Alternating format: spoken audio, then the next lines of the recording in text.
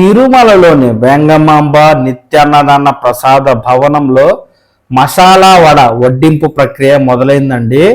TTD EO Shyamala Rao గారు అదనపు EO Venkaiah చౌదరితో కలిసి TTD board chairman BR Naidu garu గురువారం ఉదయం భక్తులకు మసాలా వడలను వడ్డించి కార్యక్రమాన్ని ప్రారంభించారు.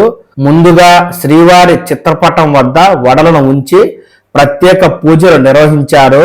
ఈ సందర్భంగా బిఆర్ నాయుడు గారు మీడియాతో మాట్లాడుతూ అన్నప్రసాదం మెనూలో భక్తులకు అదనంగా ఓ పదార్థాన్ని వడ్డించాలనే ఆలోచన తనకు కలగడంతో సీఎం చంద్రబాబు నాయుడు గారి దృష్టికి తీసుకెళ్లగా అంగీకారం తెలిపారని, ఇప్పటికే భక్తులకు నాణ్యమైన దినుసులతో రుచికరమైన అన్నప్రసాదాలను అందిస్తున్నామని, వడ తయారీలో శనగపప్పు, పచ్చిమిర్చి, అల్లం, కరివేపాకు, కొత్తిమీర, పుదీనా, సొంపు ఉపయోగిస్తున్నారని తెలిపారు.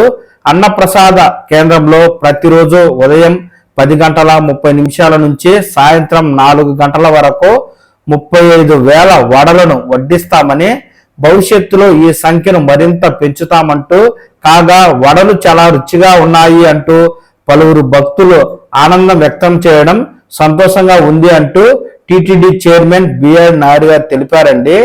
ఈ కార్యక్రమంలో ఈవో శ్యామలారావు గారు, అదనపు ఈవో వెంకయ్య చౌదరి, డిప్యూటీ ఈవోలు, ఈ మేరకు తిరుమల తిరుపతి దేవస్థానం చైర్మన్ బిఆర్ నాయుడు గారు పాల్గొని ఈ కార్యక్రమాన్ని అయితే ప్రారంభించడం జరిగింది.